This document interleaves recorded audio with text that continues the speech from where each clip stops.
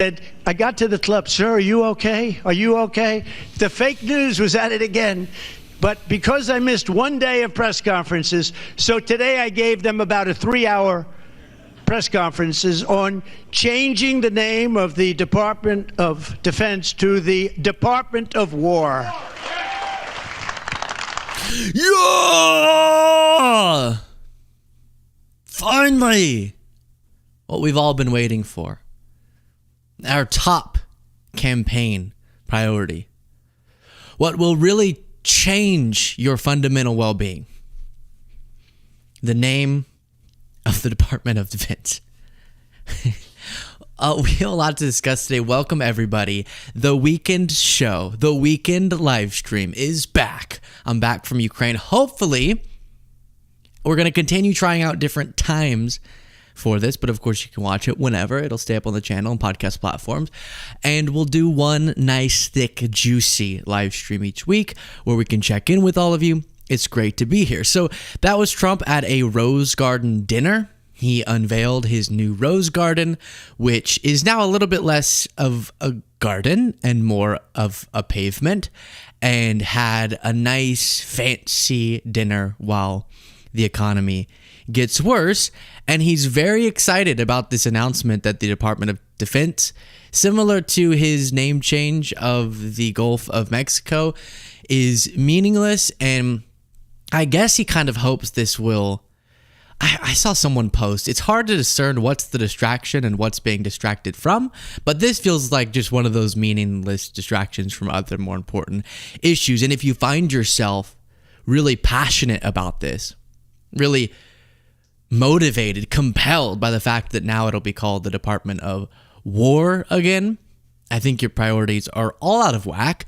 Ron Vilipkowski responded, I guess all of us who served after 1945 served in a woke military per Cadet Bone Spurs, referring there to Trump. He did say that, well, let's hear his telling of history. Of war. Because, you know, we won World War I, World War II, everything in between and everything in front of it. It was called Department of War. And then we went woke after the Second World War, incredible victory, and we said, let's change it to defense. And look, war means something. It means we're not going to have any problems. We don't want problems with people. And I've kept us. War means we're not going to have any problems. I think war is the problem. That's like the main one. In the history of humanity, war is the problem. It goes war, flaccid peepees, obesity. Those are the the three main problems. Wait. War, flaccid peepees, diseases. Those are the three main problems. And he says we're not going to have any problems. Now, the interesting thing is, he is the guy who argued he was going to be the president of peace, and his greatest achievement was going to be preventing wars. And we will spend a little bit of time on the substance of this. Just think about it. I don't care. I really don't care. But think about the main question here. What's the purpose of this institution, whatever you call it? Yes, when we go to war, this institution is responsible for hopefully making us successful in that war. But if we're doing things correctly, we hopefully are not having to go to war very often. And so it's not like we're going to get rid of the Pentagon or the apparatus that it controls. And I think defense is actually a really descriptive name for what that organization ideally would be doing. The money we spend on the Department of Defense, the vast majority of it is not going to active wars. A bunch of it is trying to prevent through, they say peace through strength, or as Trump said, strength through peace, or strength through peace through strength, I think was the quote. You implement policies and make investments such that the might of our military, of our defense apparatus, prevents any aggression against us. So we're defending ourselves, And it's all supposed to be in the interest of national defense. Is it always? No, but it's supposed to be that. But let's keep going. Pete Hegseth was very excited about this on screen. I'll describe for our podcast listeners. He showed his plaque or his nameplate being changed from Pete Hegseth, Secretary of Defense, to Pete Hegseth, Secretary of War. The anti-war administration, ladies and gentlemen. Now, before getting back to that subject, Trump at this and the other Department of War press conference had a really profound revelation. So as far as Trump revelations go, I think the most notable ones are that the word groceries is a really uncommon and old-fashioned word, as he described it, and he sort of came up with it or popularized it. And then here, he found out, I guess recently, and things that we should know, that grass, like the stuff that's green and we walk on, is alive. And it's among us. We're going to fix the roads. We're going to fix the medians. We're going to clean up the place. We're going to put new grass in all the parks. You know, you don't know this. Grass has a life. Do you know that, Mike? Grass has a life like we have a life. It's so long. Guess what? It expired about 40 years ago in these parks. There's no grass on half of them. We're going to regrass them with the best guys in the country. We're going to grass them by people that do Augusta in Georgia, people that do the great golf courses of the world. We're going to have the most beautiful parks. We're going to fix the curbs. Okay. Then, at a different press conference, he was thinking about this. This was actually before. We're going to take the broken tiles off the tunnels and put brand new tiles up, and we're going to regrass all the parks. They're going to be regrassed by people that build world-class golf courses, and not necessarily people that work for me, because I don't care about that. I just want to, I'm very good at grass. You know, grass has a life, just like you have a life, right? It has a life. Well, this grass has been up longer than, it's like 4 lives, okay? That's why there's a lot of areas where there's just no. What are we supposed to take away from that? Unimportant, I know, but bewildering, nevertheless. Did he at some point not know? After the age of 9, did he have a moment in his life where he was like burning a bunch of grass and someone said, "No, it's alive," and he went, "No, it's not. It's grass. It's an inanimate object." And they went, "No, do you know it's actually alive? Do you know plants are alive?" And he went, "Wow, I'm going to tell some people that in the White House one day. Whoa." And he didn't just say, you know, grass is alive, so if it dies, it looks worse. But he said, "Did you know that, Mike?" And then I think someone else, he said to the reporters, "Did you know that grass is alive?" Yes, plants are living things as well. Okay, we checked that off the list. But Mike Johnson was very excited to be invited to this dinner. It was called a Rose Garden Club. Trump's launching the Rose Garden Club, where he's going to have important people come to his new pavement and have dinner. And Mike Johnson said the grand opening of the new Rose Garden Club at the White House last night was epic, thanks to Trump for his hospitality and visionary leadership. What is he doing right here? Look at this. Mike, look at this fact I just read. Grass is alive. Wow, look at that. But this is the of course, there's all sorts of White House parties that happen through all administrations. But there is something very, from the standpoint of imagery, very contradictory about this bougie party they were having while bad economic numbers were being reported on. Then we go back to the press conference before, when Trump wasn't thinking about the life of grass. He was discussing with Pete Hegseth this Department of War announcement. Let's listen. Back. Thank you very much. Very well stated. And really it has to do with winning. We should have won every war. We could have won every war, but we really chose to be very politically correct or wokey. And we just fight forever. And then we'd, win, lose. We wouldn't lose, really. We just fight to sort of tie. We never wanted to win. Wars that every one of them we would have won easily with just a couple of little changes or a couple of little edicts. You know, I was told that ISIS would take 5 years to win, and Dan Kane... And you did in 3 seconds, yeah. And you solved the Russia's invasion of Ukraine in 24 hours. But is the argument here that we won World War II... I can't even get this out of my mouth. Because the name of the Defense Department was the Department of War? I saw someone else say, wait, wasn't it like he called it wokey, which I hadn't heard before. It sounds like what you describe a woke person as if you're using it as a slur. You little wokey. Go back to your cave, you little wokey. Hey, dude, that's a slur now. You can't say that anymore, Grandpa.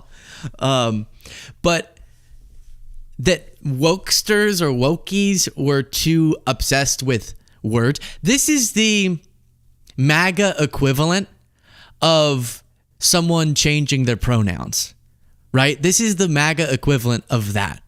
Changing the pronouns of the Defense Department. The Pentagon is getting new pronouns. And it's supposed to be convincing to us that the cause of our military shortfalls since World War II, I guess, were because of woke name changes. Which, by the way, if woke has been around since the end of World War II, then I don't know if this is the moral panic you all try to make it out to be. You have said in recent years we got out of control. But if the wokesters have been at it since Hitler died... Ever since Hitler died, everything got so woke. Correlation, not causation. It doesn't make any sense. And then, this is crazy. Hegseth tries his skills out at poetry. And that's not to disparage our warfighters, whether it's the Korean War, or the Vietnam War, or our generation of Iraq and Afghanistan. That's to recognize that this name change is not just about renaming, it's about restoring. Words matter. It's restoring as you've guided us to. You told us they didn't whenever people were getting too sensitive about slurs and stuff. This is woke MAGA. Words matter. Okay? How the turntables. Exactly. And defense, it just... When a general is making a high-level decision about a war effort, even just looking at his title as something of defense will cloud his judgment. A warrior who's about to shoot at somebody will think, wait, I work for the Department of Defense. Can I even do that? I love how he goes, I was getting ready for him to maybe debunk what I just said and be like, this isn't just about the name change. What did he say? It's not about reversing but restoring. Well, what the hell does that mean? Ever since Hitler died. Wow. That just keeps running through my head. Trump's revelation there. Ever since Hitler died, grass has been all alive. It came alive all around us. Not just about renaming, it's about restoring. Words matter. It's restoring, as you've guided us to, Mr. President, restoring the warrior ethos, restoring victory and clarity as an end state, restoring intentionality to the use of force. So at your direction, Mr. President, the War Department is going to fight decisively, not endless conflicts. It's going to fight to win, not to lose. We're going to go on offense, not just on defense. Maximum lethality, not tepid legality. Violent effect, not politically correct. Yeah. We're going to raise up warriors, not just defenders. So this War Department, Mr. President, just like America, is back. Thank you for your leadership. So what we used to do in English class, you listen to it once, all right? And then you break it down piece by piece. We're going to go on the offense, not just on defense. Maximum lethality, not tepid legality. Violent effect, not politically correct. I was trying to think of a way to rhyme that with erect, but I couldn't think of something.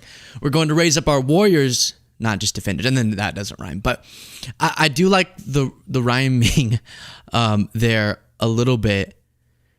Are they saying that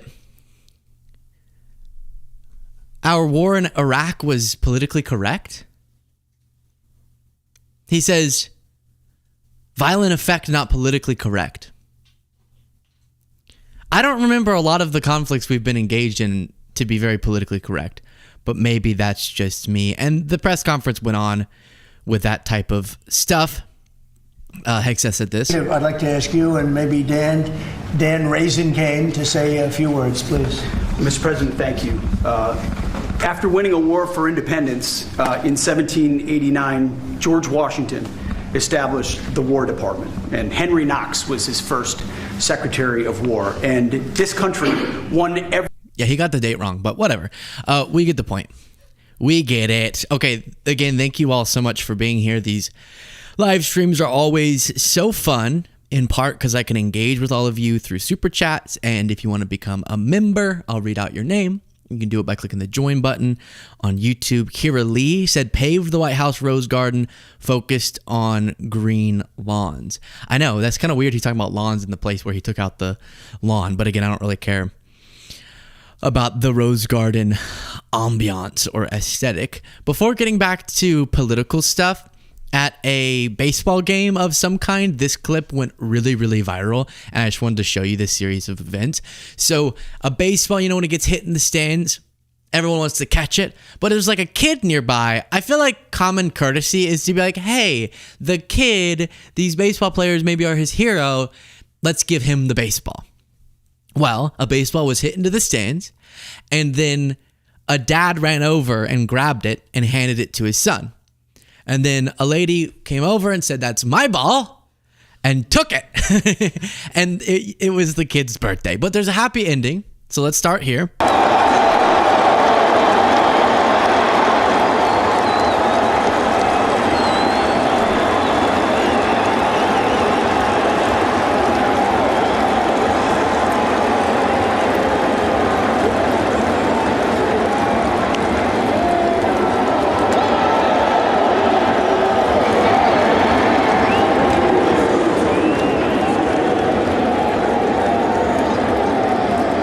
All right, so podcast listeners, picture a ball lands like 10 feet away in the stands from this dad. He runs over. There's a brawl for it. He pulls it out. He hands it to his son.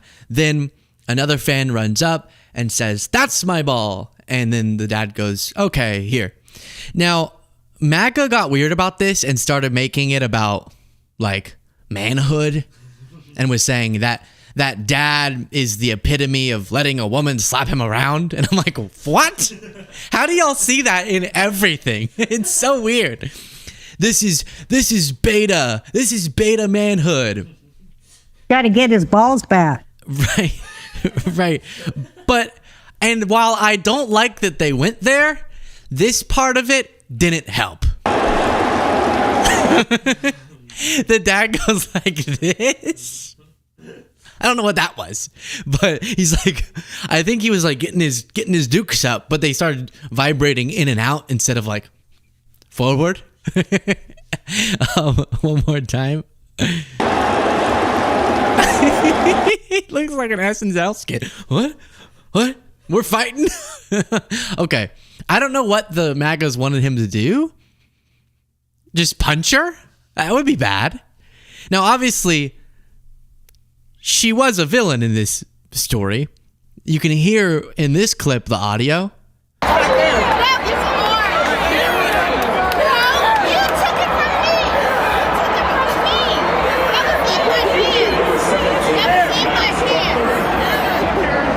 Hey, it's a leather ball. Is it leather? Probably not. What is a base? It's a baseball. And the kid, it's his birthday. It's my birthday, as the Vanderpump Rules girl would say. But whatever, because it had a happy ending. And to the right-winger is saying the dad was too beta and he should have stood his ground and shown his son what it looks like to stand up to a woman. Literally. Let me see if I can show you. Maybe I don't have those Yeah, like these accounts. Alpha dad versus beta dad. And it shows this dad as the beta dad. Relax. I think he showed it has nothing to do with man, woman. He had a chance to show his son that some things aren't worth it. And if someone's screaming at you over a ball, sometimes it is the best path to be like, hey, you clearly really want this ball. Here's the ball. I do that all the time in my life.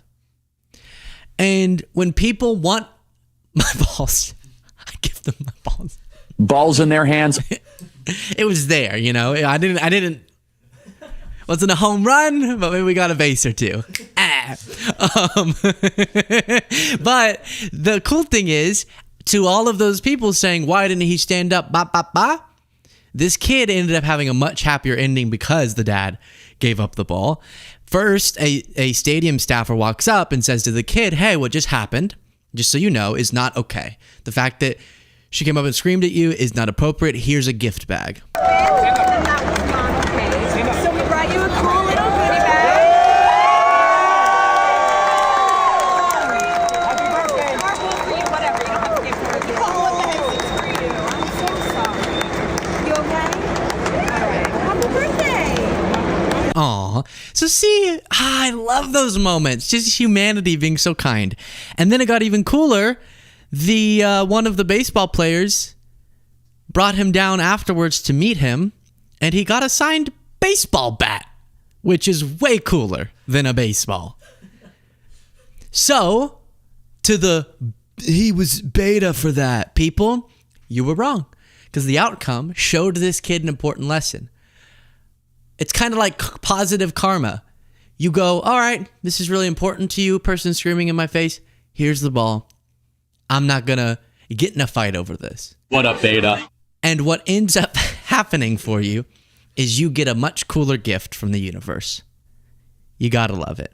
You just got to love it. Now, then we have another example of this, which is I guess this happens kind of frequently, debacles over stuff in the stands, whether it's balls or signed hats being handed out. And so at the US Open, a Polish tennis player was signing stuff, signed a cap and handed it to this kid, and a Polish CEO snatched it away.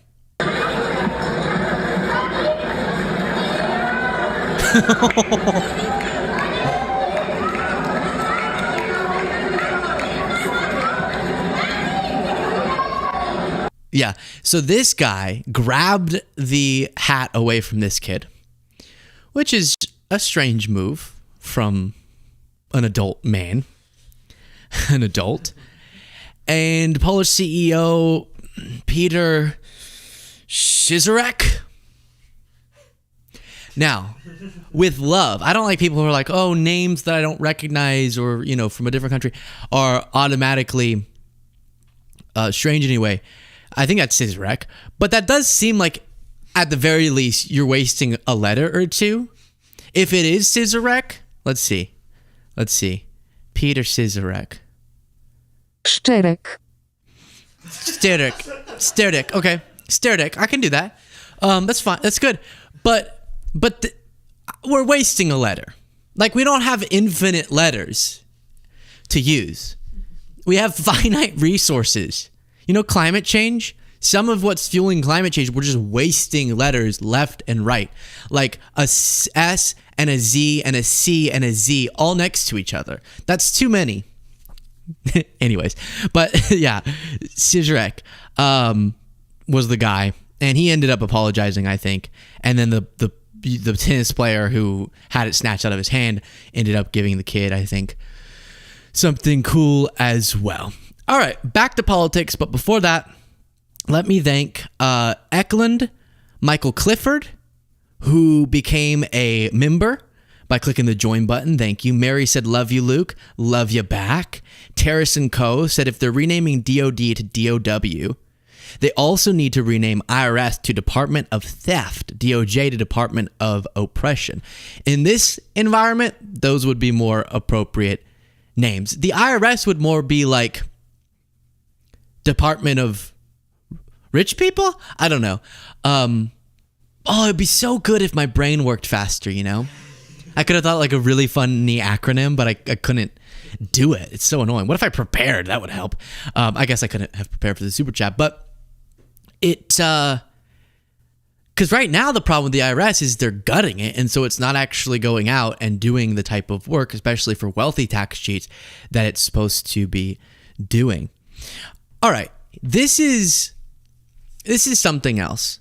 Pam Bondi is now saying that maybe the troops need to be sent in to Boston, or at least she's going to involve herself because Boston is out of control crime-wise. And that's the big argument lately. We can do anything, however authoritarian, however flying in the face of what Republicans said they cared about, which was states' rights. We're gonna march in the federal government wherever we want, because the argument is these cities are too unsafe, and it's our obligation. The mayor of Boston, Michelle Wu, is having this back and forth with Bondi. And so Bondi went on Sean Hannity's show to make her case. There's a little problem with it that I'll clarify for you after we listen. By the way, if you're watching this, make sure also you're subscribed to the channel, and podcast listeners rate and review and all those good things. What do you make? You sued Boston and the Boston Mayor Michelle Wu yesterday, obviously sanctuary city, but we have California sanctuary state. We have Illinois Governor Pritzker making his announcement that he is going to fight back if, in fact, ICE raids take place. You have all these groups. There was one announced this week in Colorado. They are going to tip off illegal immigrants if there is going to be an ICE raid. Isn't it, by definition, aiding and abetting lawbreaking if you are protecting people that are in the country illegally? And doesn't the Constitution and the Supremacy Clause give jurisdiction to the federal government, not to state governments? It sure does, Sean, and it is illegal to tip someone off. It endangers the lives of our law enforcement officers. That's why these sanctuary cities are so incredibly dangerous. Yeah, Michelle Wu is one of the worst offenders in the entire country. One of the worst offenders, Mayor Michelle Wu, in the entire country. Just hold those thoughts. She says Boston is safe. It's not. A Haitian national is charged with raping a child at a migrant center. An 18-year-old illegal alien from Haiti molested a 10-year-old child. An illegal from El Salvador. 11 counts of rape against a child. I could go on and on about the crimes in the Boston area. So if she's not going to protect the people of Boston, we are. President Trump cares deeply about this country and the... All right, so she cited 3 examples, I think, which were horrifying crimes, and the people should be held accountable to the fullest extent of the law, obviously. And as she's attacking Michelle Wu, the mayor of Boston, it seems weird that you would cite 3 crimes that happened outside of Boston. Seems weird that you would cite 3 crimes that happened outside of the jurisdiction of Michelle Wu's governance. No? If it were so dangerous, couldn't you have found an example of a crime that happened in Boston? Because those 3 didn't. And Boston, you can't beat up on Boston right now because they're kind of nailing it on the crime front. Other cities they've attacked, while what they're doing is federal overreach, at least they have a crime argument. With Boston, not only is it one of the safest large cities in the United States, it's also currently experiencing its lowest homicide rate since 1957. Boston made itself great again, because that's the era they say was just perfect. Since 1957! Grass wasn't even alive back then. And violent crime in general has continued on a downward trajectory. So a couple strange things there about that. Then you have Senator Langford, who was on Meet the Press a little bit ago, and he's from Oklahoma. He's a senator from Oklahoma. Watch this exchange, because a common question these Republicans are being asked is, if the federal government needs to involve itself in the way that Trump is saying, compelling argument, wildly illegal, given that these governors aren't requesting the National Guard, aren't requesting these troops, why is he only sending them to blue states when these red states will have a worse crime problem. And Langford has cited to him Oklahoma's crime problem. And he goes, really? That's in Oklahoma? Should he dispatch the National Guard to Oklahoma, where the crime rate's higher than New York and California, for example? If the governor of Oklahoma or the mayors of these different cities were to invite him in, I would say they would cooperate with the president and say, hey, we could use the help to be able to deal with any kind of crime issues on it. I don't know the exact statistic you're calling out there for Oklahoma. I would be very, very surprised on that. I have to get a chance to be able to see where that's coming from. How do you not know that about your own state? Let's look. Top 10 highest murder states, USA. Let's see. Louisiana, Mississippi, Arkansas, New Mexico, Alabama, Tennessee, Missouri. So those are almost all red states. And then let's just do murder rate by state ranked. And murder rate by state 2025. Let's see here. Bum.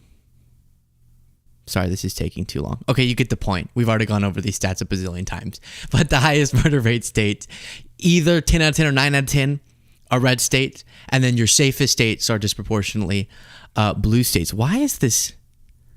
You can see visualized here. There we go. Some of the worst ones are those prominent red states.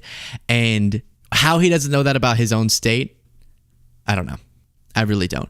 But Trump is really excited about this. He posted, I love the smell of deportations in the morning. Chicago about to find out why it's called the Department of War. I mean, just brazen. Just completely brazen. This is bothering me. Why I can't get... There's Oklahoma. Then let's see. Yep. Above California, as was cited. The terrible blue state. And above means bad. Higher in the bad sense, I should note. Moving on from that, let's do something fun again. Okay, I've been waiting to do this one. A couple true crime stories really quickly. First, GR Pump Daddy D became a member. Wow, that's a name. And then Kira Lee said, brace yourselves, Portland. He's sending troops. Yeah, seems like he's moving forward on that action. There's a story of a Kentucky man who was arrested after allegedly breaking into his brother's home and stabbing him in the testicles with scissors. Justin Dean, this guy, is charged with burglary, strangulation, and assault after an arrest citation says he was arrested on Friday. In a criminal complaint, investigators say at 2 a.m. on August 3rd, Dean had entered his brother's house without permission, only for his brother to wake up to find him standing in his bedroom. When Dean's brother woke up, investigators say Dean immediately started stabbing him in the testicles with scissors. And then Dean's being held. It sounds like the guy survived. Okay, yeah, he did. Whew, which is good. If you'll take that down, I saw that story and I texted my brother and I said, quote, thank you for never stabbing me in the testicles. And he said, ha ha, huh? I didn't send him the story. I just said that. And then I explained why I said that. And he said, haha, gotcha, no problem. Gotta keep those puppies intact. So that was just a fun little... Gotta get his balls back. story that happened this morning. Those puppies? Is that what he calls them? My puppies are barking. Woo! Woo! My puppies need to go to the Petco and get a wash. So that's really tragic. Now, what I was contemplating was why, right? I mean, and the story it's so annoying. These stories will be like, this crazy thing happened and the guy was arrested. And you're like, why did he do it? What was the explanation? That's insane. And why that part of the body specifically? And then, so you guys think to yourself and see if you, what would be a reason? One thought I had was, what if like the brother had like 12 kids, but then the perpetrator always struggled with fertility. And so he got like really, really envious. And every time his brother would call up and be like, brother, Justin, I'm having another kid. We weren't even trying. This time, I just hugged my wife and she got pregnant. And Justin's like, and then the 13th kid and the 14th kid. And then Justin finally just can't handle it. That was one idea. I remember one time growing up, this actually was Jaden, but imagine if it were brother. This was actually Jaden. We were at a concert and we were like play fighting, and then he made it really real. We were probably like 12 or something, and he kicked me between the legs. Yeah, you remember that? And I was at that age, you don't know that they're pretty durable, more than you would expect, I think. And I thought like, that's it. I could never have kids. So then I turned gay.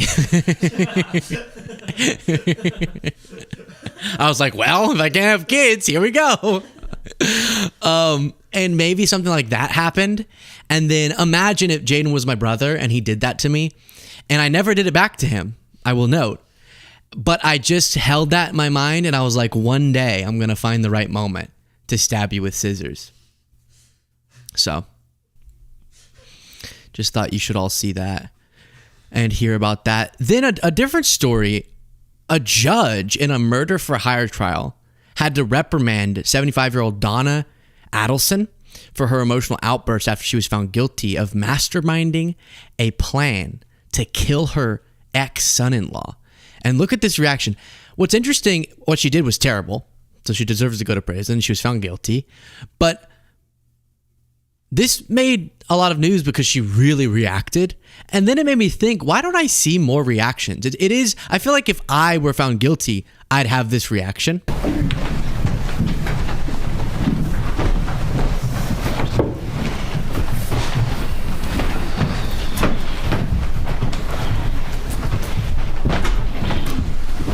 If the jury for a person. That was so annoying. Why do we need to leave all that in? Could please rise. Has the jury reached a unanimous verdict? We have. If you please can hand the verdict form to the bailiff.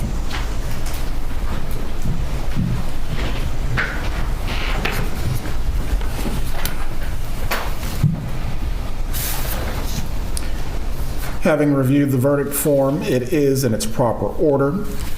At this time, I will publish the verdict.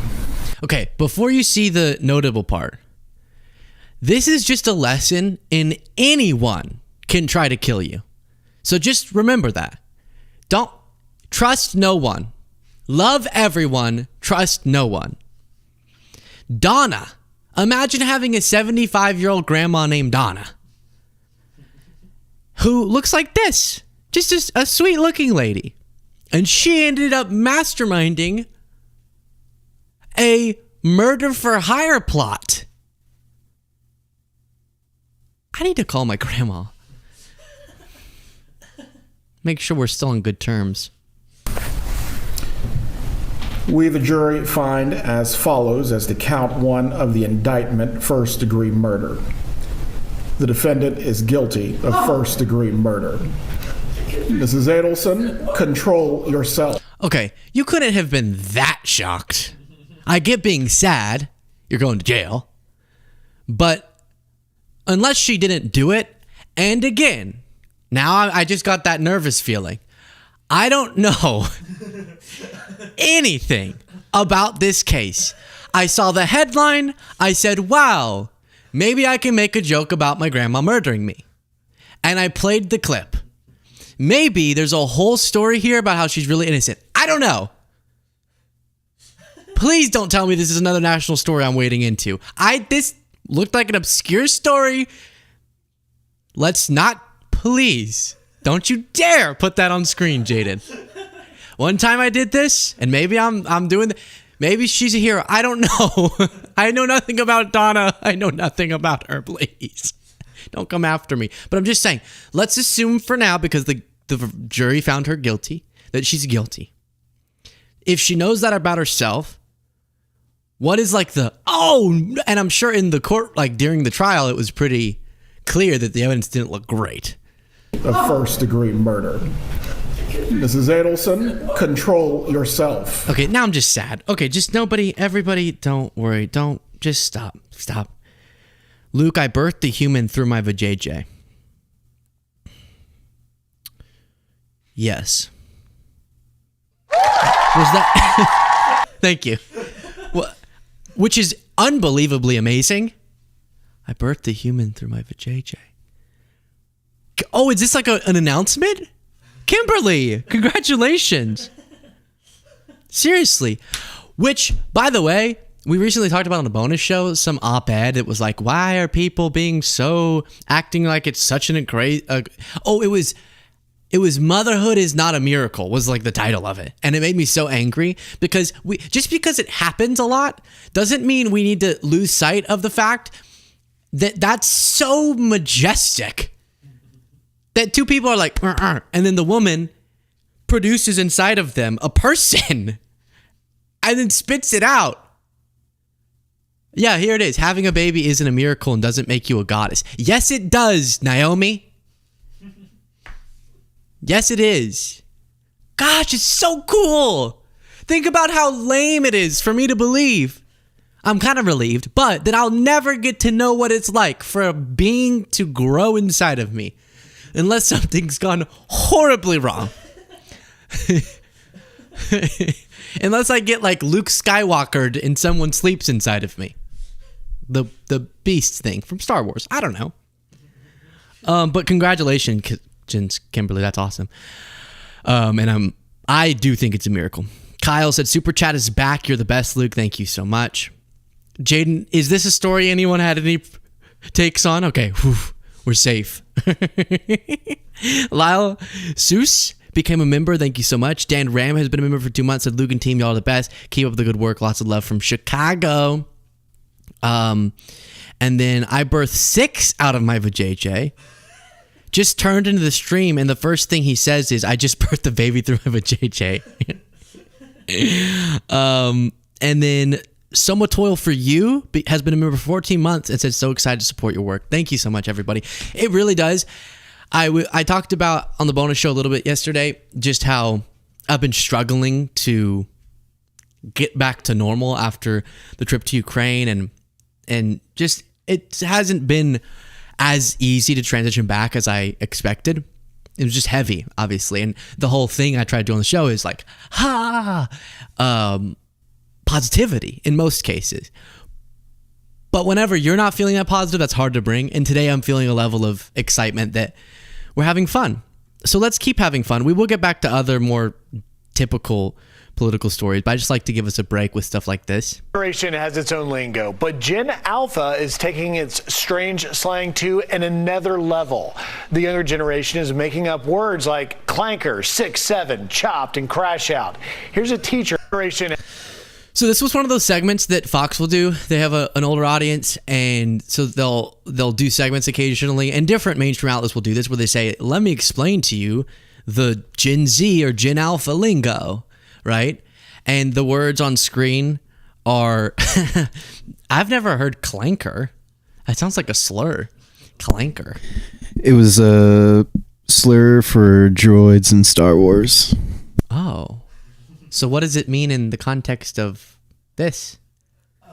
Do they see a robot? You clanker. I get just like, I don't know, AIs and stuff. Okay. Chopped, I know what that means, and it doesn't have to do with vegetables. It's like when you don't look good, like unattractive maybe. Melt maxing, don't know what that is, and crash out. Everyone knows what that means, like breaking down or faltering. 67, is that like a different version of 69? What is 67? So here's my public service announcement is media outlets, stop doing this. And if you're someone like you just saw with even me, and I'm on the younger side, you don't need to know the words. I have been that guy many times in a social setting when someone says something, and either I go, context clues, right? If someone says, oh, that's melt maxing. You can pick up context clues. Or I've gone, hey, that word you used, I don't know what it means. Or I remember the first time I heard Riz, I said, does that come from charisma? And then I got the answer. So melt maxing is a trend where teens will film themselves trying to reach 100% melted. It starts at 0% melt, where they just smile normally. Then it goes to 10 or 25% melt, where they tilt their heads back a little to give themselves a double chin.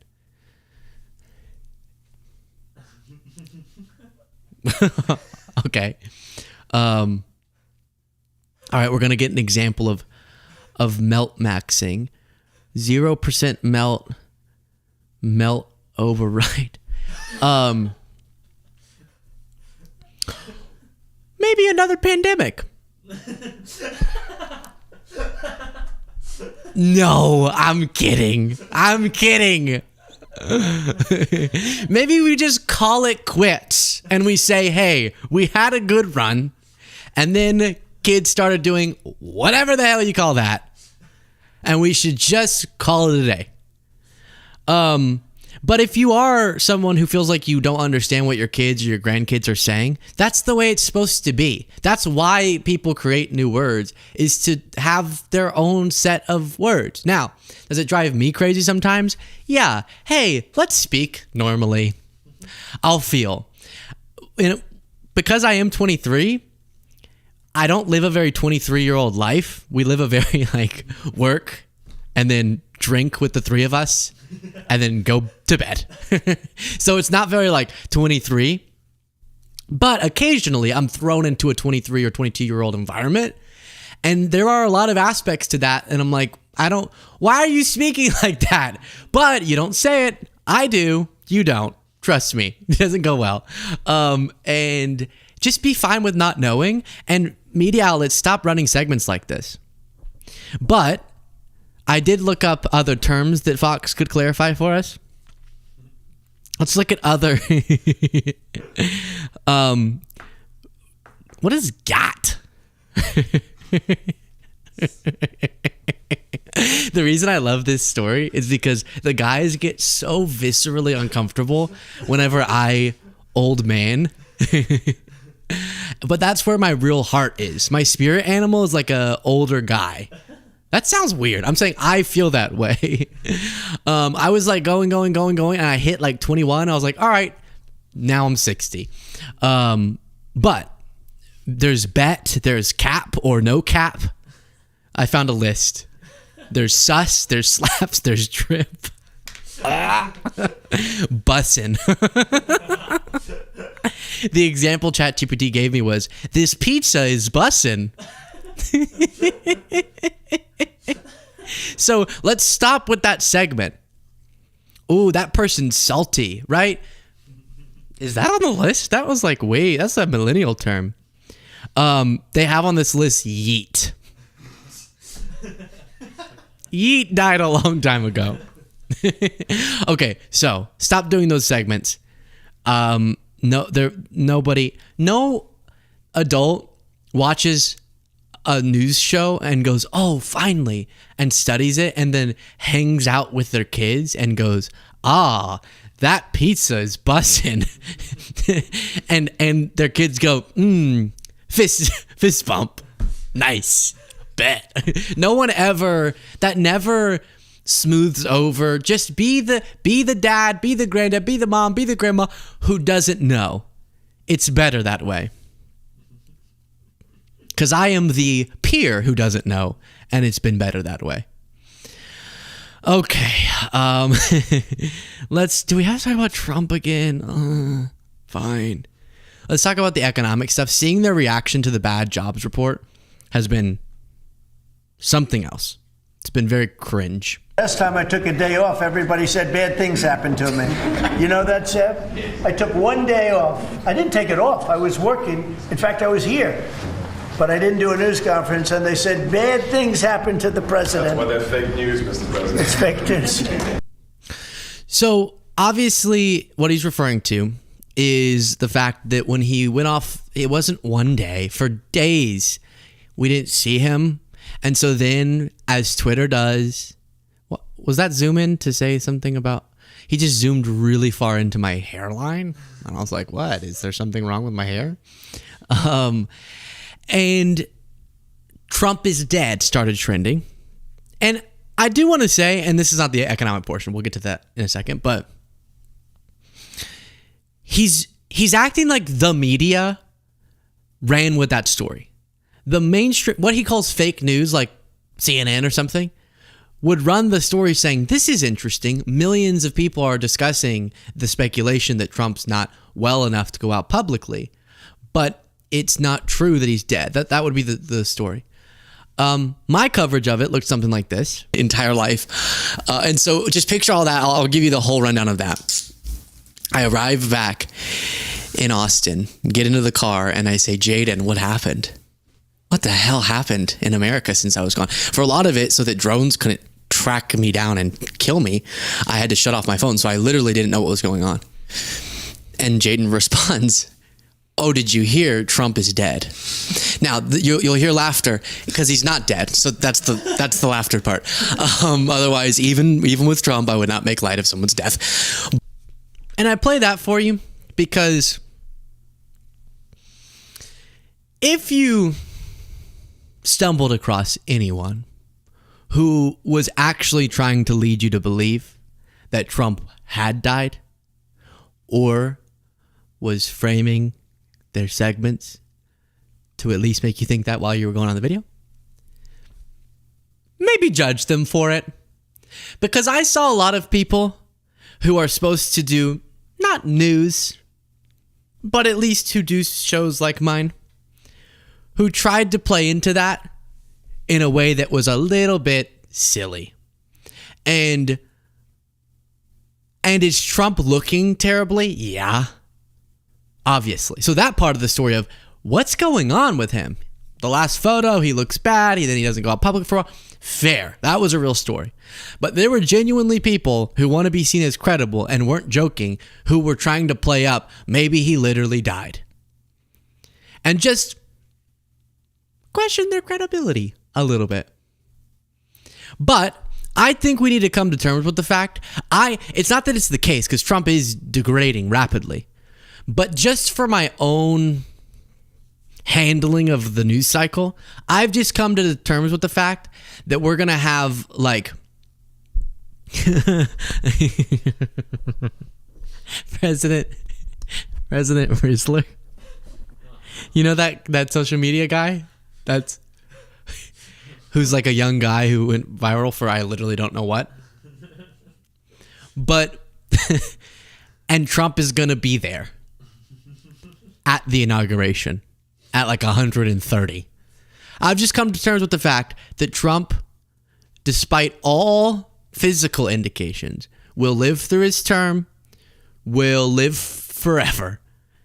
The reason I think that's important is so that then everyone gets their head around the path towards defeat is electoral.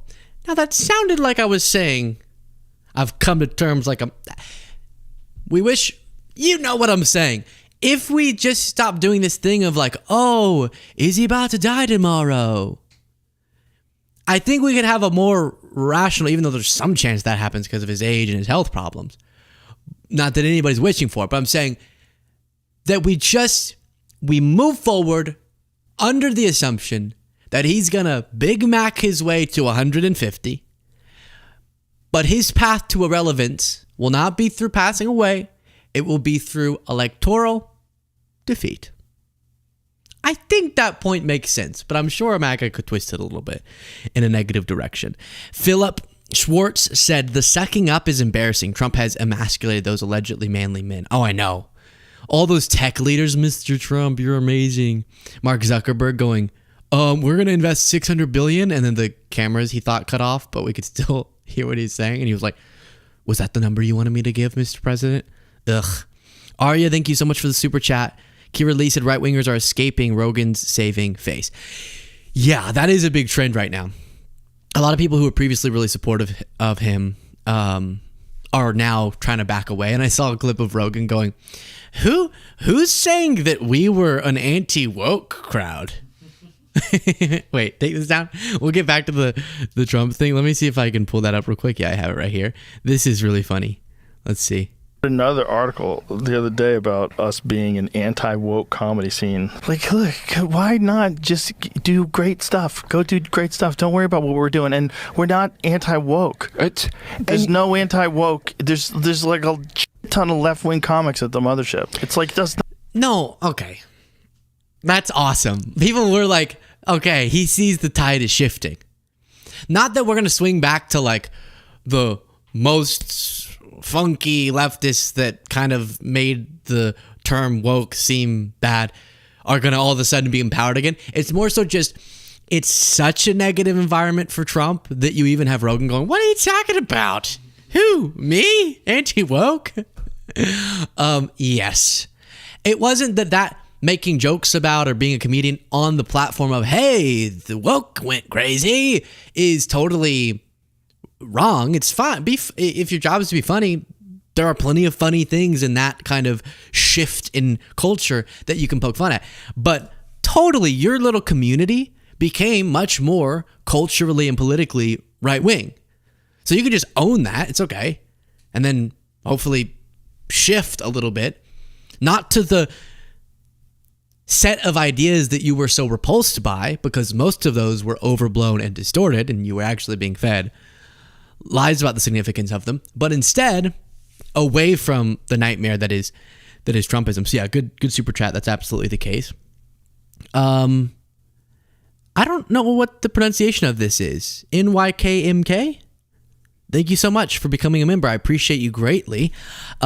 This clip was weird from this press conference. Trump was handed an American flag, but thought it was a blanket or that he would sleep with it.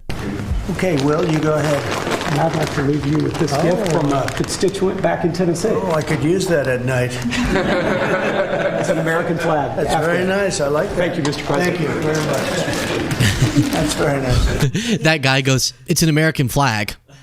After Trump says, oh, I'll sleep with it. But who knows if that was Trump mistaking it as something other than American flag, because he does say he's going to sleep with that poster of his or the chart. So he sleeps with charts already. Who's to say he couldn't sleep with an American flag? And then this is the economic part. The solution to the economic problems he's causing, for him, he has decided, is just to lie about them. It's just vital for the country. Vital, absolutely. We're at a level that we've never thought we'd be at, and it's because of the tariffs. It's just vital for the country. Vital, absolutely. We're at a level. Oh, sorry. I got distracted. Play it again. Wrong. And then he starts. Cole, play that soundbite about everything's good. It's the Trump economy. I think the good parts are the Trump economy and the bad parts are the Biden economy. So in this clip, he does that. We just got a terrible jobs report showing I think it was 22,000 jobs gained, which is a huge decline from the average under Biden in August. And then a revision that showed in June, we lost jobs. And Trump says, that's because of Biden. You passed the one big beautiful bill, sir. 5 months, you have all these slew of events next year. World Cup, G20, all America 250. Given this, what's your economic outlook for the year 2026? How much growth do you think is reasonable for us to expect economically next year? Well, I heard, and we were on a very downward path with Biden, and I heard that the most we could do is 1% GDP, and now I'm hearing 3.2% and 3.5% and all. And our big year won't be really next year. I think it'll be the year after, because when these plants start opening up. We went from golden age day one to maybe by 2027. Trump just did, I don't have the clip, but I was going to show. just did that press conference where he was holding up those charts. Do you remember? Let me find it. This is what do I have to search? Trump new numbers. I think he said that, where he's looking at these charts and he's like, wow, look at all of this. This one chart really says it better than anything. If you look at this is great. But this chart is pretty amazing right here.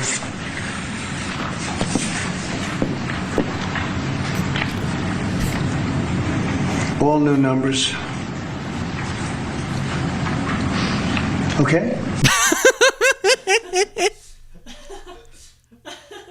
What? Explain it for us. So he was just going, look at how we've saved the economy. And now he's back to going, no, we're still in the Biden economy, even though it's getting worse from the Biden economy. But also, the one I heard we're not going to do better than 1% GDP growth. Who'd you hear that from? Who'd you hear that from? I have a new chart in. Look at this. This is where we're going to go. Okay? Good.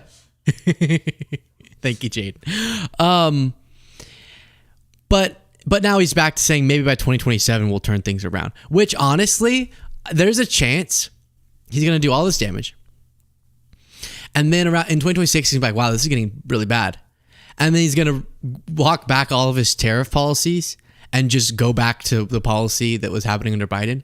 And then things will start recovering and he'll say, see, we fixed the economy. There's a really good chance he's going to end up doing that. Kevin Hassett says at the next G20, which I think Trump is trying to hold at his own, or it's being held at one of his own properties in the U.S., that we're going to be laying out how beautiful the golden age is. Good job you're doing. Kevin, would you like to say a few words? Mr. President, I think this G20 meeting where the world leaders will come to the great city of Miami is going to be viewed as one of the most important meetings in global history, because what's going to happen is the golden age is going to be documented so well in the data by next summer that you're going to have one of the best speeches written for you that you've ever seen, because we're just going to be... Mr. President, I'm so excited for the G20 because they're going to get to see... the best numbers and the best charts that we've ever... Someone's going to write a speech for you. You're going to get a few words wrong. But they're going to be so amazed with how you've taken the economy from good to worse. Fun. We always, when talking about the economy, have to check in on Howard Lutnick. But if you make it here... You're right in the long term, but in the long term, we're all dead. So how long are we going to have to wait for the benefits to come pouring in? Well, you started hearing it recently when Donald Trump yesterday said we have about $5 trillion of committed investment to America. $5 trillion. That means people are going to start building factories. Oh, I know what this is. What were you saying?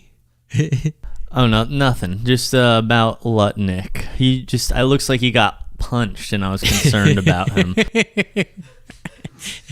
I've never noticed too, like he has a little indent, but that's cool. All good. It does. He has a little mark above his. This clip is from April 3rd. Okay, so this is from a while ago. But listen to what he says. It's right now, and that means all that construction work begins now. That starts to employ Americans today. You're going to see plants being built, factories rebuilding. All shifts are going to be running hot across America now. You're going to see employment leaping starting today. April 3rd, he said you're going to see employment leaping starting today. Then we get to June, and we lost jobs. Then we get the subsequent months, and this really, really weak job growth. So that's what that clip was all about. Then you have Stephen Miller, who thinks he can fix his aesthetic by putting on cool sunglasses, and he just brazenly lies about the jobs market. The president has presided over the most extraordinary economic turnaround in American history. During the Biden administration, we saw 0 net job gains for American workers in 4 years, which is an economic depression for American workers. It's an actual depression. Since President Trump has came into office, 100% of job gains have gone to American workers, as millions of foreign workers who are here illegally have left the country. So he's just making up stats when he says that Biden oversaw 0 job gains for Americans. He's just utterly and completely lying. That's all I can say. I went and tried to substantiate his claims, and my computer broke. And the truth that I found was that he's lying. No, millions of jobs were gained under Biden for Americans. Also very bizarre. What were you over there Googling? Did it not pan out? No? Was it going to be something Stephen Miller? I was just trying to find the jobs numbers really quickly. Gotta get back to They're going to shock me with a crazy Stephen Miller photo. Kira Lee said, keep moving the goalposts, distracting and bullshitting. I think that's at Trump. Always specify, because sometimes I'm like, is that at me? Yeah. No, what? Noel said January 24th, Trump tweeted, January of 2024, Trump tweeted, this is my economy, not Biden. Yeah, he's flip-flopped back and forth on that. Chris, thank you so much for becoming a member. I appreciate you very much. This is an interesting little story. Eric Adams, who is the mayor of New York as of now, one of his staffers tried to give a reporter cash stuffed in a bag of potato chips. Good chips, though. On Wednesday, City Hall reporter Katie Honan spotted Greco, I guess the staffer, near the announcement of the opening of Adams' newest campaign office in Harlem. Greco later texted Honan after the event when she spotted her again and asked her to meet across the street from the campaign office next to the TD Bank. Greco and Honan walked to the Whole Foods next door. While inside the store, Greco handed Honan the opened bag of chips with the top crumpled closed. Honan, thinking it was an offer of a light snack, told Greco more than once she could not accept the chips, but Greco insisted that she keep them anyways. The two parted ways before entering a nearby subway station. Honan opened the bag and discovered a red envelope inside stuffed with cash, at least a $100 bill and some $20 bills. The reporter then called Greco and told her she could not accept the money and asked if she was still nearby so she could give it back. Greco said she'd left the area. Honan told her she could not take the money. Greco said they can meet up. And after the incident, Greco was asked why they tried to give money, and Greco responded, it was a mistake. I make a mistake. I'm so sorry. It's a culture thing. I don't know. I don't understand. I'm so sorry. I feel so bad right now. I'm so sorry, honey. I just wanted to be your friend. I just wanted to have one good friend. It's nothing. Can we forget about this? I try to be a good person. Please, please, please don't do in the news nothing about me. What the heck just happened? That was a friendship offering? I'm from a different... Did she say it's a cultural thing? It's a culture thing. Send me to that culture. I want to be your friend. Here's $200 in a potato chips bag. Really? Are we supposed to believe? Which culture do you give sour cream and onion chip bags with cash in them to people? To reporters that report on your boss? Oh, she was suspended. Well, what's the girl gonna do? She's from a different culture where you give potato chips bags full of cash to reporters who report on your boss. She's trying for a friend. Maybe it was a friendship offering. We don't know.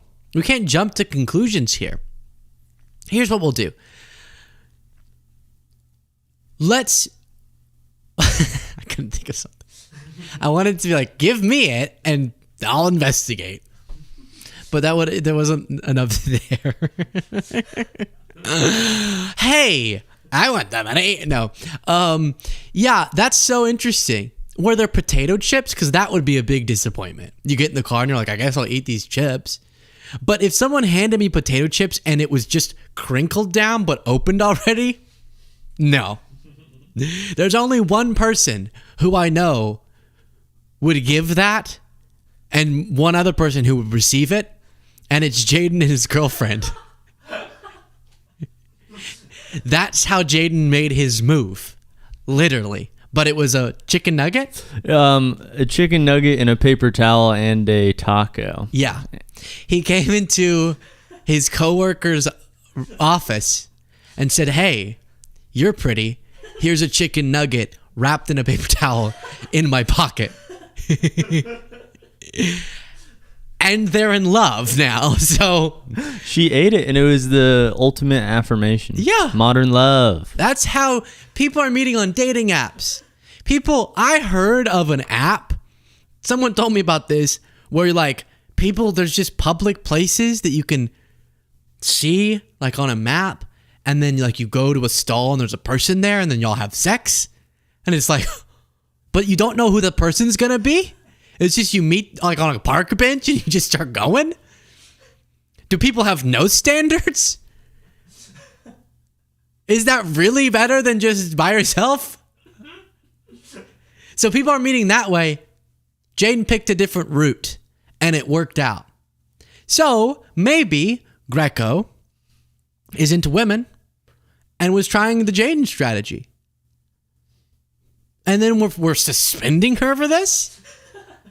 And I gotta be honest, handing a chicken nugget is less cool than a wad full of cash. Now, I don't know how your girlfriend would have reacted if you handed her cash. That might have seemed kind of like a invitation to prostitution, but it would have been cool, nicer than a chicken nugget. The chicken nugget from all our data has an 100% success rate, though. Guys, hey. Fewer, happier couples. Maybe you try a different route. So that's interesting. What else do we have here? Okay, this is unbelievable. We're just now learning about a 2019 mission to North Korea by the Navy SEALs while Trump was president that went horribly wrong. And there's Kim Jong-un. I'm not going to say anything. I've made enough jokes. I think he looks very fit. A previously unreported failed Navy SEAL operation to plant a bug in North Korea resulted in soldiers opening fire on a civilian fishing boat, killing unarmed fishermen. So it is a really tragic story. I'll try not to bring the mood down too much, but you have the SEAL Team 6's Red Squadron, same team responsible for the killing of terror leader Osama bin Laden. And under Trump, they were going ahead of Trump's meeting with Kim Jong-un to plant a listening device in North Korea that would let them listen to North Korea, the government. I could have explained that better. And then they're going under the water, right? And they were going to land on the North Korean shores, plant the device, and then immediately retreat. And so it was like a really, covert operation. But then they spotted in the darkness a boat coming towards them and just opened fired on it, and ended up being, from all they could tell, civilians, fishermen. And they ended up puncturing the lungs of the people to have their body sink. Officials, one out of the SEALs punctured the boat crew's lungs with knives to make sure their bodies would sink. So that happened. Wild, tragic, and scary. Trump gets asked. That seems like a pretty notable thing, right? If you were president, I know you're doing a lot of things and a lot of missions, but like trying to infiltrate North Korea to plant a listening device and then ending up killing a bunch of unarmed, or I think it's three unarmed fishermen. You'd think you would remember that. And Trump goes, this is the first I'm hearing of it. Jennifer, you want to? Yeah, there's some new reporting on North Korea and this Navy SEAL incident in 2019. Can you say if the administration has engaged with North Korea on that incident since it happened recently? Yeah. And then can you share some recollection? I don't know anything about it, no. I could look, but I know nothing about Can it. you confirm that it happened? I don't know anything about it. I'm hearing it now for the first time. How? At the end of his, or towards the end of his last presidency, they engaged in what would have been an extreme. Are we really doing stuff like that frequently? Also, did they get the bug planted?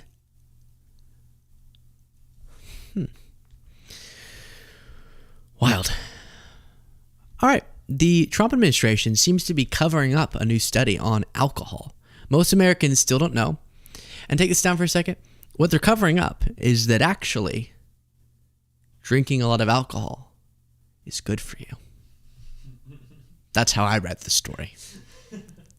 No. More information about how bad for you it really is.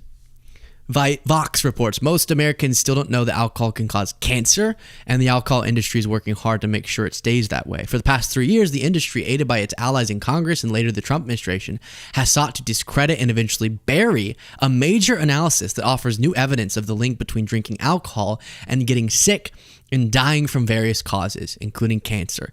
It appears their campaign has succeeded. 3 co-authors on the alcohol intake and health study, which was commissioned in early 2022 by the U.S. Department of Health and Human Services under President Joe Biden, told Vox that they were informed last month the Trump administration did not intend to publish the final draft of the study or its findings. The thing that the alcohol industry fears more than increased taxes is increased knowledge about the risks associated with drinking alcohol, particularly around cancer. And so this is notable and this is bad, and it's sort of like really the Maha RFK Jr., we're going to make everyone healthy again. People are now engaging in running cover for the alcohol industry. Seems contradictory. Another thought I had, though, was it says most Americans still don't know that alcohol can be associated with cancer. I kind of assume it's associated with everything, you know? Anything that you do and the whole next day you hate yourself for doing, I don't feel like is like longevity healthy in the long term. Anything that I like doing, I just assume it gives me cancer. It feels like everything. Oh, did you know that water you drink and that meat you eat and that alcohol you drink, it's all cancer. So, I don't know how much of an impact this would have had. Americans lately and studies haven't had the best relationship. So, I don't know if another study about how bad it was would have really moved the needle. But it is concerning that the Trump administration is burying it, according to this report. The good news is vibes have been shifting, like younger generations are drinking alcohol at a lot lower of a rate. Some of that's because of health consciousness, you get it. But a lot of it is because young people aren't doing stuff as much, aren't going out as much. So some of it's for the right reason, some of it's for the wrong reason. But obviously, I mean, I drink, and you know, so it's a bummer when you hear that, but I already knew there was a lot of negative repercussions. But we do need to make sure that just like smoking, there's a clear awareness. People can still do it, but a clear awareness about what it's doing to your body. And for a long time, there was a lot of misinformation about, well, if you drink this much, it's actually going to make you feel amazing in the long term. And there was one other, they ended up removing the dietary. So after the authors submitted their final report to Trump's health department in March and never saw it again, Reuters reported in June, citing anonymous sources, that the new dietary guidelines would eliminate any specific recommended limits on alcohol consumption. It would just give a general, hey, don't drink too much, but it wouldn't specify what that means. I think it's a shame. Epidemiologist at Columbia University and other co-author said, anyone who is a decision-making authority, you want them to have all of the information. Let me take that down, Jaden. Let me remind you, by the way, Ted Cruz beer. What happened when here it is. State has now done that for new construction. So this clip is Ted Cruz saying Joe Biden can't take away our beer when I guess Biden's HHS adjusted the recommendations from like this many drinks per week to this many drinks per week. It was a recommendation based on the latest health information. Here is a safe amount of alcohol to drink per week. And it went down because, let's be honest, the best recommendation would be maybe just don't drink or very, very moderately. Which sometimes when people say, doctors will be like, how many drinks do you have? I went in for a check-in and the doctor was like, do you drink? And I was like, yeah, here and there. When duty calls, I drink.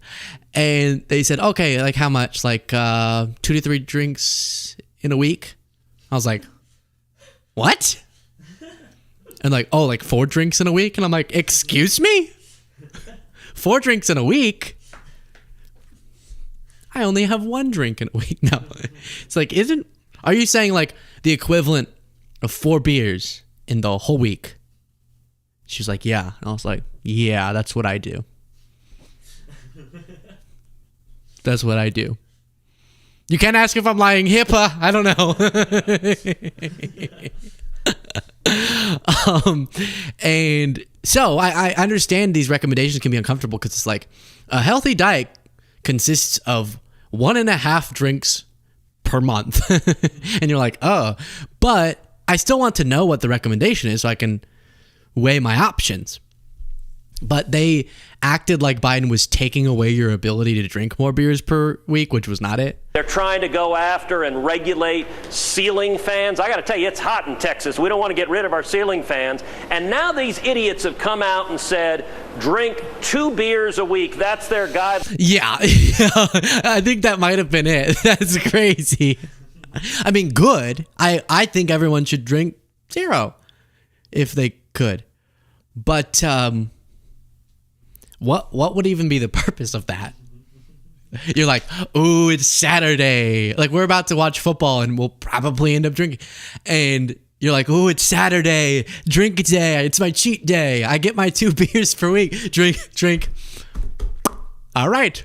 I got a nice half, quarter, eighth buzz on.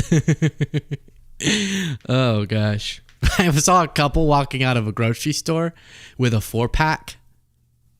A couple with a 4-pack of beer, and I was like, what even is the purpose of that? Drink 2 beers a week. That's their guideline. Well, I got to tell you, if they want us to drink 2 beers a week, frankly, they can kiss my ass. Well, that's weird. Senator, I brought a beer to drink with you. I'll drink this non-alcoholic beer with you because I'm not allowed to drink on camera, but I'll have a sip in the meantime. Well, look, I got to say, have you... Okay, this is with love to our beer gut community. It's all love. Y'all know that. But if we're advertising the health of drinking more than 2 beers per week, I don't know if we have the best imagery here. It's not like the Sydney Sweeney drinking a beer and being like, ooh, this is healthy beer. I don't know if Ted Cruz is the best spokesperson or his gang back there, but fine, it's good. I mean, well, whatever. But it's so cringy. If they want us to drink 2 beers, no, it's a recommendation. Like how they say, smoking's not good for you, and then some people still smoke. It's a recommendation. If they want us to drink 2 beers a week, frankly, they can kiss my ass. No, okay. Senator, I brought a beer to drink with you. I'll drink this non-alcoholic beer with you because I'm not allowed to drink on camera, but I'll have a sip in the meantime. Well, look, I got to say, have you ever seen a brand do more damage to itself than Bud Light? What a weird... He's like, I'm panicking. Guys, we're on a live show. No one's saying anything. Dylan Mulvaney! Ah! So that was the reaction to recommendations. I guess that's the culture war reason that they're taking away any specific recommendation. Because if you go, hey, studies show that 2 drinks per week is the best way to, or 2 weeks or less, 2 drinks or less per week is headed towards a healthier diet. And they go, oh, they're taking our beer, something, Dylan Mulvaney trends. Then I guess you can't give any specific recommendations. Hey, maybe 12 cheeseburgers every day is not the healthiest way to live. God, they're taking away our cheeseburgers. It's so basic. Okay. Some audience stuff to look at before we go further. Wow, I missed a lot. What the hell? What the hell happened to the chat? Glamorous Frog has been a member for 2 months saying, what's up, Luke? Hope you're having a lovely weekend so far. Scotland sends its support. We're going through a time of it ourselves. I am having a pretty good weekend. I will have my 1 drink of the week later. Maybe it'll make the day even a little better. Soma Toil for You has upgraded their membership. Thank you. Robert Brunswick Jr. has been a member for 2 months saying, Slava Ukraini, love you, Luke, Jaden, and clean, beautiful Cole. Clean, beautiful Cole. Love to all of my fellow Beasley's Beasts. I love you back. Yeah, that, if you don't know, is Kamala Harris's voice. Not how I remember it, but it was from a moment. It was awesome. Tom White said they buried this story because they're worried Pep will take over the beverage industry. That's right. This is not alcoholic, by the way, but this is an energy drink my brothers and I created together. Same brother who was saying, I got to keep my puppies safe. And he and the other brother and me, the other brother, that's what we call him, created Pep. And Pep is your healthier alternative, removing a lot of the junk that is in other energy drinks to an energy boost. It tastes great, but it doesn't poison your body.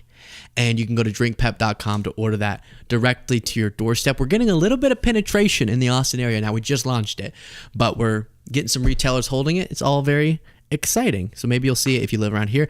Bilbo Jenkins said, Luke, come to the Hot Mulligan show at Stubbs in November. Alcohol and puppies.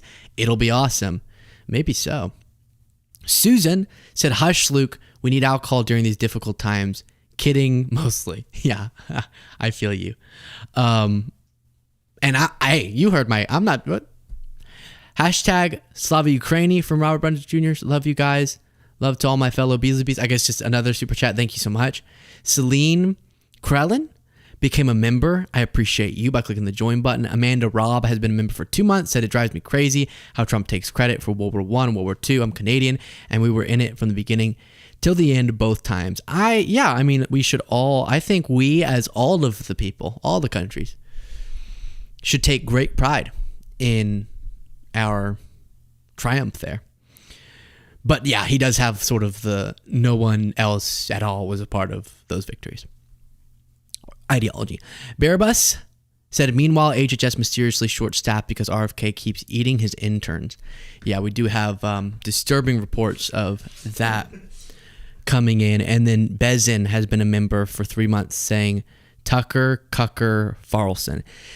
Yeah, I did a segment on yesterday. Yesterday I did a segment titled F You, Tucker Carlson, and was very upset with something he recently said.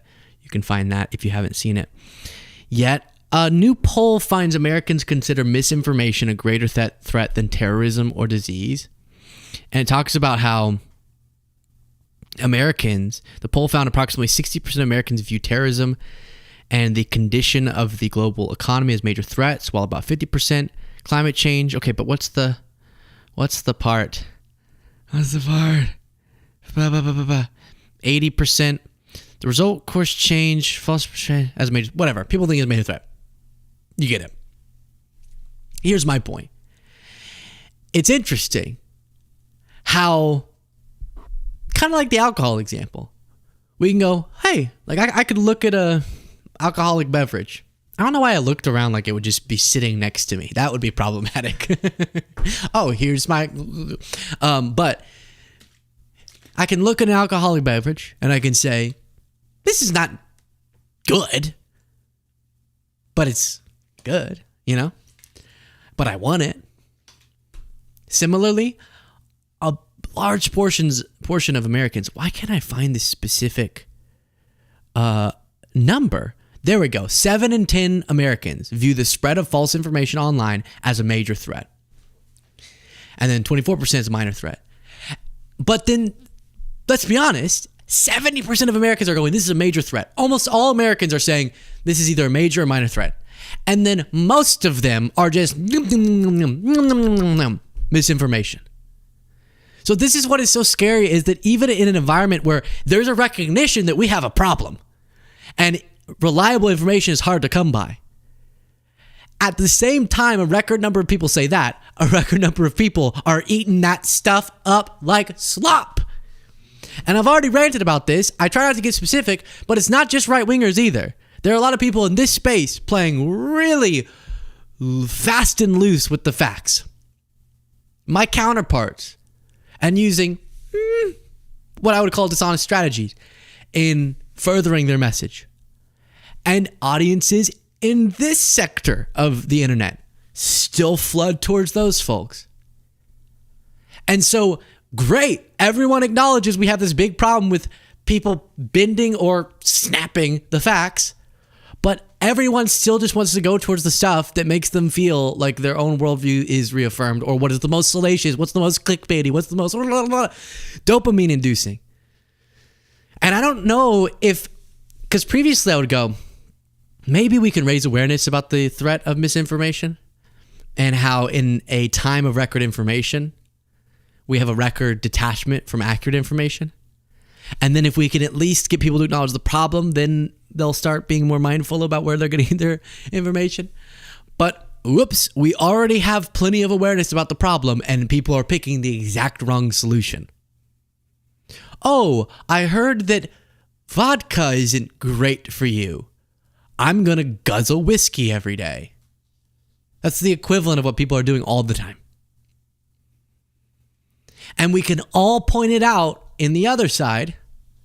Right-wingers can point out when left-wingers get things wrong. Left-wingers can point out when right-wingers are being really dishonest. And obviously MAGA is a misinformation machine like no other political movement right now in the United States. But when the symptoms of that same problem of salaciousness, social media success, because lies do travel way faster than the truth, being at the epicenter of a online culture, when we start seeing those symptoms pop up on our side, we just start bathing in it. And it's scary. Okay, I think that's where we should wrap up today's show. On that fun note, I appreciate all of you very, very much. Thank you for joining the weekend stream. Fun as always. Make sure you're a member. Make sure you've ordered your pep. Make sure you're subscribed. All of the good things. And I will talk to you next time.